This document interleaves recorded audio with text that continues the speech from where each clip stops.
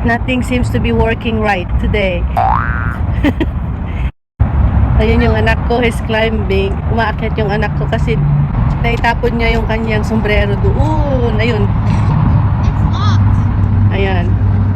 Sa sobrang kakulitan nilang mag-ama. Napadpad doon yung kanyang sombrero. At ako naman, habang naglalaro ng basketball, na-stuck naman yung bola doon. Oh, ayan. Paano ko kaya to tanggalin? Batuhin natin ng sapatos. My shoes. Oy! Try one more time. Okay. It's not working. What's up, Mommy Sonic here? Another day, another adventure. But the same adventure. As you can see, it's basketball. Yeah. And I do need a little push today. So I got this energy drink. Say hello, guys. Can't make it. Hey. It's a ball. I don't want you in the face. Say hi. Hi. This lady in our court. Ayan. O sige na nga, dito muna tayo sa tabi guys at laklakin ko muna itong energy drink ko para sakaling umepekto at makipaglaro na lang ako sa kanila para talunin ko sila. Akala nila ha. Ewan ko ba, lagi na kasi akong kinakapos ng energy lately. Ganito yata pagka tumatanda na talaga. So, hintayin lang natin mag-take effect yung aking energy drink at makikipaglaro na tayo.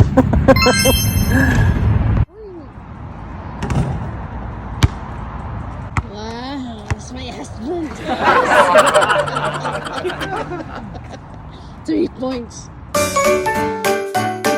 Hindi ko maiwasang mapaisip guys, ang mga bata talaga, parang ang bilis nilang lumaki ano. Itong anak ko, malapit na niya akong malampasan sa height. Ayan guys, nakuha ko rin.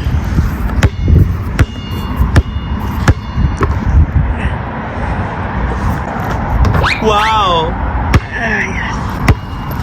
Good job, Mommy Sonic. Nakalak daw yung baseball field kaya hindi nila makuha yung sombrero ng anak ko. Teka muna guys ha, tutulungan ko sila. Ipapakita ko sa kanila kung gaano kagaling dumiskarte ang mga Pinay. Let's go to the door. Oh yeah. Let's go. Go, Mommy Sonic. Did you do gymnastics in the past? No. O ayan, narinig nyo. Na-impress yung anak ko sa akin. Nakala niya nag-gymnastic ako nung kabataan ko.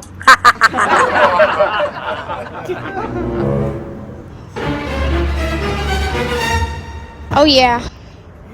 You should just let me do it. Yeah, how's she gonna get out?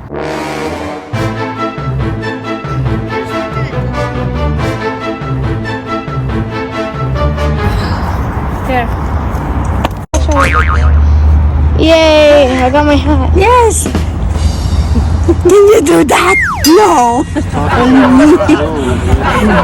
Only me can do that. Ang galing kong umakyat ng bakod, no? Nakuha ko yung skill na yan dahil mahilig ako umakyat ng puno noong kabataan ko.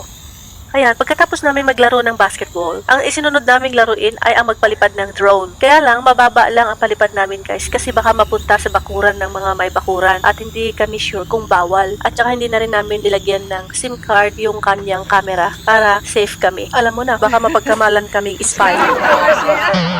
Ang galing din umarte ni Mister, oh.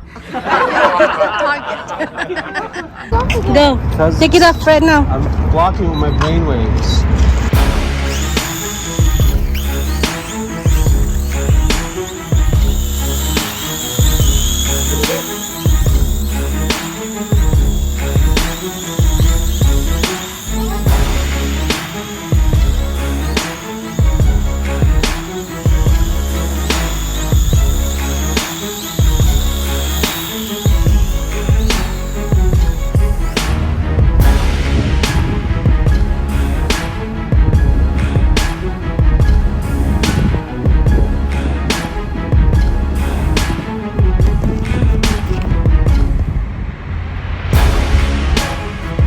So hanggang dito na lang muna ang kwento ng araw namin bilang simpleng pamilya na naninirahan sa California. May mga kaibigan ako nagtatanong kung paano daw kami nakakasurvive manirahan sa lugar na napakataas ang cost of living.